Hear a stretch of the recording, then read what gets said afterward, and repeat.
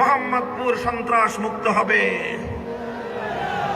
মোহাম্মদপুরের ব্যবসায়ীরা ইনশাআল্লাহ আপনাদের আর চাঁদা দিতে হবে না।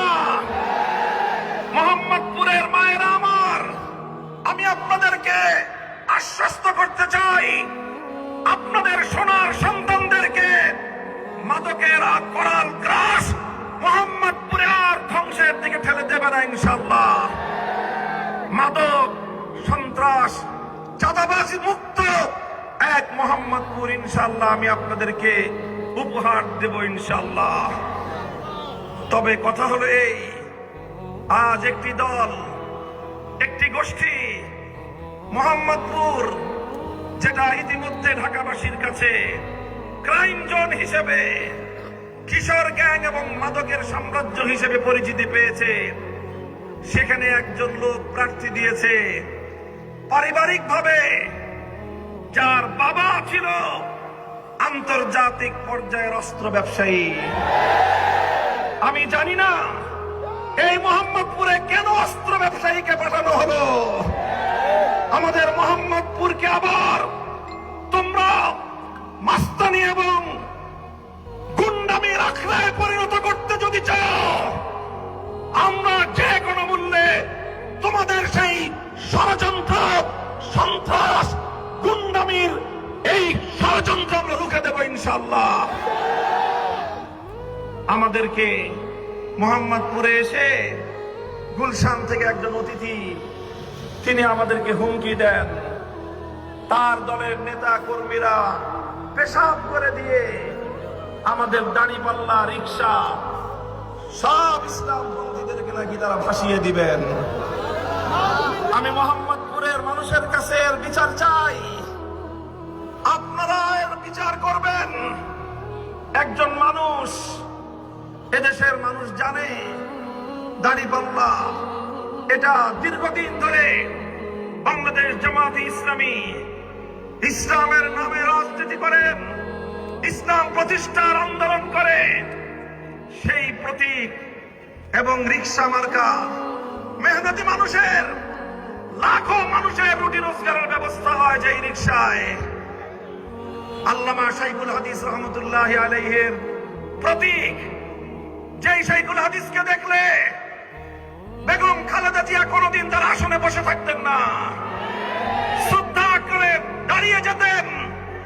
আজ সেই অস্ত্র ব্যবসায়ীর ছেলে এসে মোহাম্মদপুরে হুমকি দেয় যে তারা পেশাব করে শাইখুল হাদিসের রিক্সা সহ সব ভাসিয়ে দিবেন। আমি জানতে চাই এই আস্পর্ধা সে কোথায় পেল? তার নির্বাচনী প্রচারণায় কোথাও বাংলাদেশ জাতীয়তাবাদী দল বিএনপির নামটুকু পর্যন্ত রাখে নাই সে।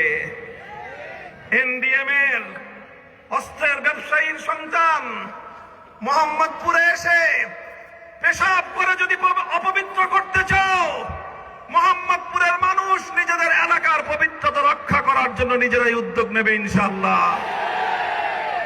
আমি আপনাদেরকে বলতে চাই, ইনশাআল্লাহ আপনারা যদি আমাকে ভোট দিয়ে নির্বাচিত করেন, আমি জাতীয় সংসদে গিয়ে আল্লাহর কোরআনের কথাগুলো তুলে ধরবো ইনশাআল্লাহ।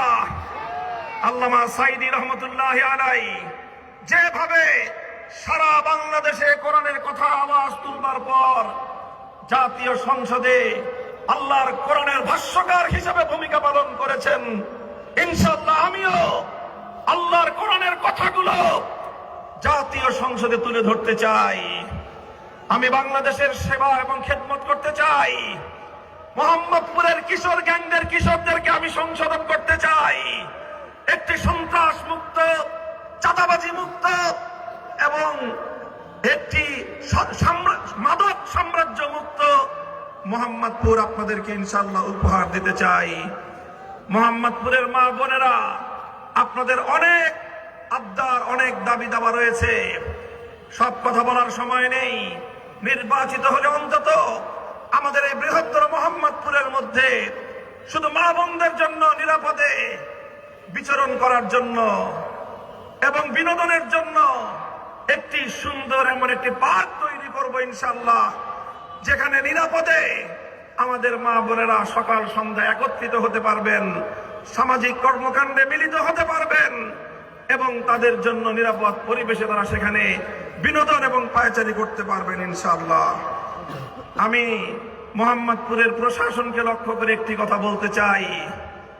আজ সকল শীর্ষ সন্ত্রাসীরা বেগম খালেদা জিয়ার ঘোষিত 23 শীর্ষ সন্ত্রাসীর একজন সহ সকল শীর্ষ সন্ত্রাসীরা আজকে রিকশার বিপক্ষে মাঠে নেমেছে। তারা জনগণকে ভীতি প্রদর্শন করছে। এই সকল শীর্ষ সন্ত্রাসীরা যারা জেলে বন্দী থাকার কথা, তারা আমার মোহাম্মদপুরে এসে আমার ভোটারদেরকে ভীতি প্রদর্শন করবে, এ দৃশ্য আমরা দেখতে চাই না।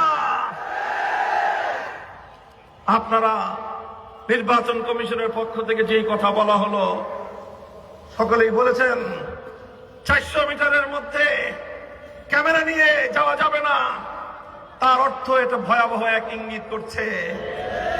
আমি নাহিদ ইসলামের সাথে সুর মিলিয়ে বলতে চাই, আমরা অনেক সংগ্রাম করেছি। 15 বছর লড়াই করতে করতে আমরা ক্লান্ত।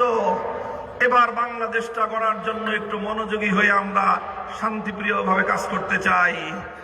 জনগণের ভোটের অধিকার যে রক্তের মাধ্যমে প্রতিষ্ঠিত হয়েছে, যদি এই সকল দুরভিসন্ধির মাধ্যমে জনগণের ভোটাধিকার নিয়ে ছিনিমিনি খেলবার কোন পায়তারা করেন, আমরা আবার জুলাই যুদ্ধের হাতিয়ার দিয়ে মাঠে নামবো। আমরা কিন্তু জনগণের ভোটের অধিকার প্রতিষ্ঠিত করা ছাড়া ঘরে ফিরবো না ইনশাআল্লাহ। তাই আপনাদের প্রতি আমার আহ্বান, মোহাম্মদপুর আদাবর শেরে বাংলা নগরের মানুষের প্রতি আমার আহ্বান, আমি 11 দলের নির্বাচনী প্রচারণায় একজন শীর্ষ দায়িত্বশীল হিসেবে আমার 13 আসনের পাশাপাশি সারা দেশে আমাকে ক্যাম্পেইন করতে হয়েছে। আমি আপনাদের সকলের দ্বারে দ্বারে যেতে পারি নাই। আমার অবশিষ্ট সময়টুকুতে আপনাদের কাছে করজোরে অনুরোধ করব, আপনারা প্রত্যেকে একজন মামুনুল হক হয়ে সকলের কাছে আমার পক্ষ থেকে আহ্বান পৌঁছে দেবেন ইনশাআল্লাহ। একটু অপেক্ষা করেন।